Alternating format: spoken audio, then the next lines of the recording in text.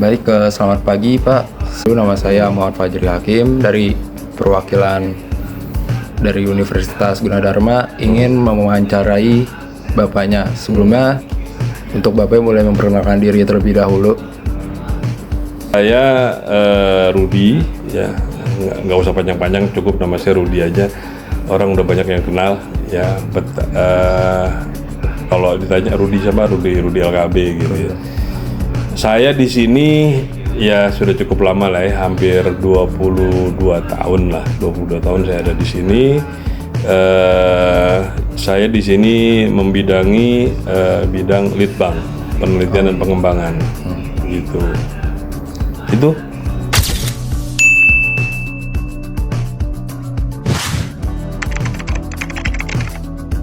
Kalau ditanya sejarah sih sebetulnya gini. Di era pemerintahan Ali Sadikin ya, Pak Gubernur Ali Sadikin itu beliau merasa Jakarta sebagai ibu kota negara, setiap ada tamu-tamu negara selalu ditampilkan adalah kebudayaan dari daerah lain. Nah, beliau bilang pada saat itu, emangnya Jakarta nggak punya kebudayaan atau nggak punya kesenian? Iya. Nah, akhirnya di sekitar tahun 1976 itu diadakan semacam kayak Praloka Karya. Oh ya, Praloka Karya. Di buku ini ada nih, nanti catatannya bisa kamu lihat gitu. Baik Pak.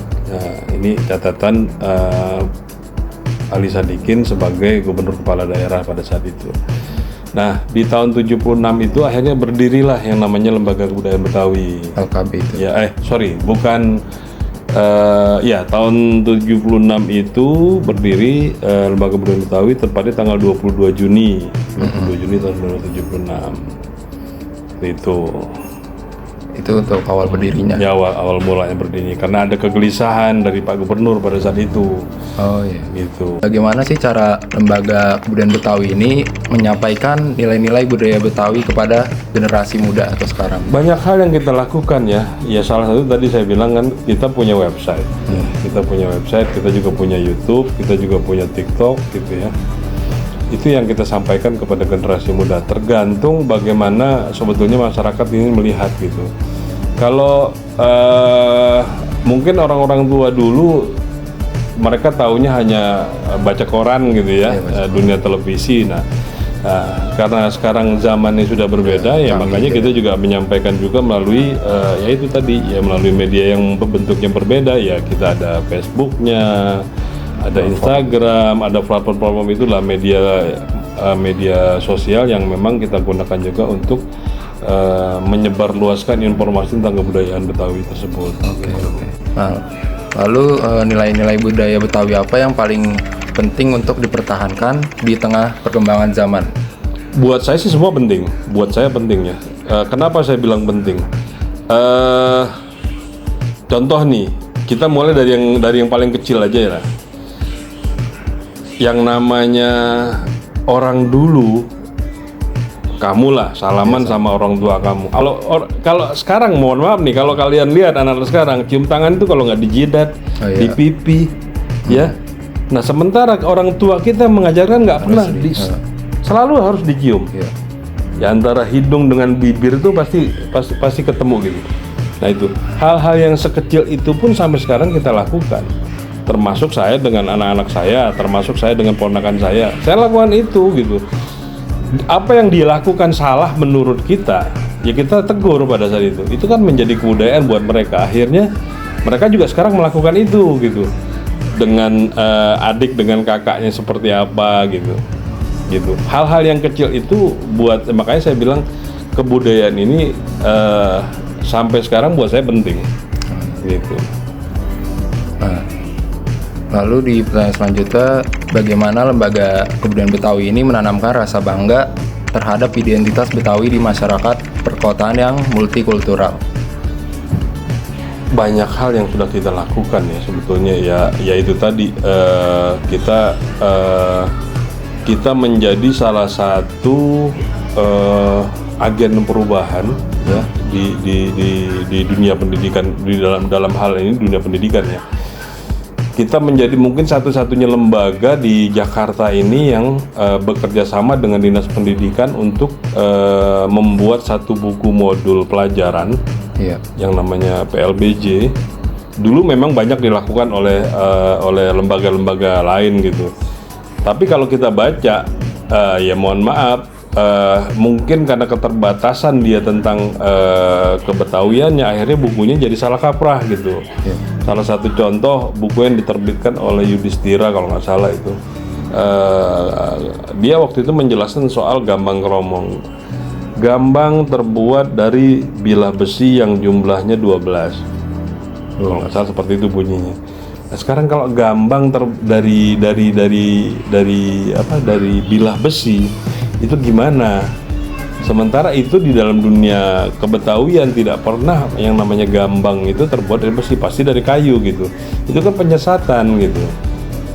Banyak hal yang sudah kita lakukan. Nah, kita juga kerjasama dengan pemerintah dalam hal ini, Dinas Kebudayaan membuat atau merancang. Karena gini, pemerintah itu setiap tahun ada kewajiban untuk mencatatkan warisan budaya tak benda ke Kementerian Kebudayaan. Dan kita kerjasama dengan salah satu leading sektornya, pasti mereka akan bertemu dengan LKB. Karena kitalah yang memang satu-satunya lembaga yang kedekatan kita dengan masyarakatnya juga lebih care gitu, lebih dekat gitu, maupun soal pengetahuan tentang kebetawian itu sendiri gitu. Dan bukan hanya itu, kita juga di Kementerian Hukum melalui Kanwil Hukum DKI Jakarta, kita juga mencatatkan kekayaan intelektual komunal di situ. Ya mirip-mirip dengan warisan budaya tak benda, tapi dia lebih kepastian hukumnya lebih jelas gitu. Jadi budaya-budaya yang memang menjadi milik masyarakat Jakarta itu kita catatkan di sana. Oke, baik itu. Baik Pak, selamat pagi. Pagi. Sebelumnya perkenalkan, nama saya Sabra Putri, perwakilan dari Universitas Gunadarma, jurusan Ilmu Komunikasi. Jadi di sini saya ingin menuntaskan tugas kelompok, yaitu kelompok komunikasi budaya, kelompok 6, untuk mewawancarai komunitas. Untuk Bapak sendiri bisa berkenalan. Nama saya Ahmad Supandi.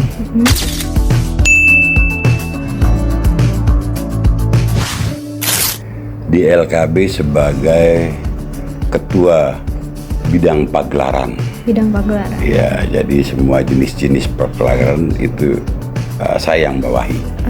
Bapak yang bawahi, Iya. yang koordinasi. Yang koordinasi semuanya.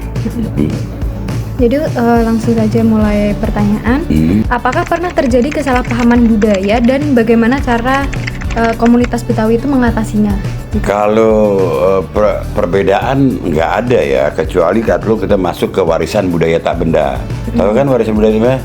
Warisan budaya tak benda adalah supaya ini yang diakui oleh Kementerian Kebudayaan agar tidak diambil oleh negara lain. Contohnya umpamanya batik kan pernah diambil oleh negara lain, dan macam-macam gitu. Betul. Nah, kita di situ biasanya apa? Contohnya tahun 2024 kita buat ada gambus. Gambus yang udah masuk warisan budaya tak benda dari Betawi. Nah, kita diuji tuh oleh beberapa profesor, juga beberapa hampir seluruh provinsi yang ada di Indonesia. Apa bedanya umpamanya gambus Betawi dengan gambus Riau, dengan gambus Kalimantan. Nah, itu kita jelaskan ada perbedaannya, baik itu dari alat musik maupun dari ada lagunya yang kita hasil cipta sendiri. Makna-maknanya juga. Iya, jadi nggak ada masalah. Yang penting kita bisa mempertahankan argumentasi kita sehingga kita diterima sebagai warisan budaya tak benda milik Jakarta gitu. Oke, baik. Untuk selanjutnya, menurut Bapak, apa tantangan terbesar dalam mempertahankan budaya Betawi di tengah arus globalisasi ini? Kalau tantangan terbesarnya adalah itu kita sekarang beberapa 2023 juga kita pernah buat pelajaran ke sekolah-sekolah, ke 10 sekolah SD, memperkenalkan budaya Betawi, baik itu cara buat kerak telur, mereka juga yang buat sendiri, baik itu seni tari dan lainnya. Jadi tantangan terbesarnya adalah itu dari generasi yang sekarang, bagaimana caranya kita buat mereka suka, mereka suka. Nah, jadi gimana caranya buat mereka suka? Ya kita harus mengikuti perkembangan zaman. Umpamanya kita bawa lagu musik samrah atau musik Melayu, di Betawi disebutnya samrah. Nah itu umpamanya bawa lagu K-pop. Yang penting alat musiknya enggak. Jadi sih sebenarnya nggak ada tantangan yang berat sampai saat ini. Malah seni Betawi itu boleh dibilang ya sudah mendunia. Kenapa? Itu saya sendiri, grup saya, Gambus saya pernah main di Belanda, di Perancis. Nah mereka terima gitu. Nah yang penting kalau kita ada di negeri orang, kita harus pelajari dulu budaya mereka bagaimana. Nah terus apa yang mereka suka, jenis musiknya, walaupun alat musiknya yang kita bawa dari Betawi. Nah akhirnya kita menyesuaikan akhirnya mereka juga bisa nerima. Jadi tantangannya adalah boleh dibilang yang penting adalah Pemda tetap mendukung dari seni budaya Betawi, karena di situ LKB sendiri di Pergub nomor 229 tahun 2016 itu dijelaskan bahwa Lembaga Kebudayaan Betawi adalah sebagai pelestari budaya Betawi gitu. Baik Pak, berarti di tantangan globalisasi ini kita tetap kayak mempertahankan kebudayaan Betawi, tapi dengan kayak diakulturasi ya. Kayak kebudayaan sekarang biar tidak ketinggalan zaman dan masyarakat tetap melestarikan budaya ini. Iya, mereka tetap suka. Umpamanya di Gambang Kromong ada yang namanya Gambang Kromong klasik, ada yang namanya Gambang Kromong modern. Yang modern itu kita dengan alat-alat seperti ada saksofon, ada drum, jadi gampang. Yang penting intinya pakem daripada Gambang Kromong itu tidak tertinggal. Jadi tetap orang tahu itu Gambang Kromong. Itu Gambang Kromong, tapi ini versi lebih modern. Iya, lebih modern. Jadi ada yang klasik, yang khusus bawa lagu klasik. Jadi ada dua macam yang kita buat. Kayak anak muda itu juga tetap suka, kayak bukan apa ini lagu jadul. Iya, jadi enggak. Kita juga mengadakan, ada juga lomba-lomba cipta lagu Betawi. Terserah mereka, ada yang bikin gaya rap, ada yang bikin gaya rock. Ya, yang penting itu tetap berjalan. Kayak 2025 ini kemarin juga kita kerjasama dengan Radio Republik Indonesia bikin lomba cipta lagu Betawi. Itu malah yang menang juara satunya yang rap, tapi bahasanya Betawi, gaya Betawi itu. Iya, itu keren sih. Iya. Keren banget. Untuk selanjutnya, apa harapan atau pesan Bapak untuk masyarakat dan pemerintah agar budaya Betawi tetap hidup dan berkembang? Buat masyarakat, buat masyarakat Jakarta, dalam pengertian semua masyarakat Jakarta, itu cobalah umpamanya di dalam hajatan atau dalam resepsi atau dalam keriaan lainnya itu menggunakan musik yang berkhas Betawi. Nah untuk pemerintah, tolong tetap dukung, karena tanpa dukungan ya kita kesian dengan seniman-seniman kita. Dia bukan cuma latihan, mereka kan perlu ada pada show di mana-mana biar berkelanjutan. Tapi alhamdulillah sih sekarang Pemda DKI mendukung terus. Ada yang namanya pagelaran reguler di Setu Babakan, ada juga nanti acara-acara lain dari Sudin Kebudayaan dan Parekraf masih tetap mendukung. Berarti lembaga kebudayaan Betawi ini berarti kayak tetap berperan aktif untuk mengikuti perkembangan zaman yang ada saat ini ya Pak? Iya, itu harus berperan aktif. Lembaga kebudayaan Betawi adalah sebagai kabel aja, kabel ke pemerintah agar para seniman ikut bisa manggung. Nah, kita aja penyambung.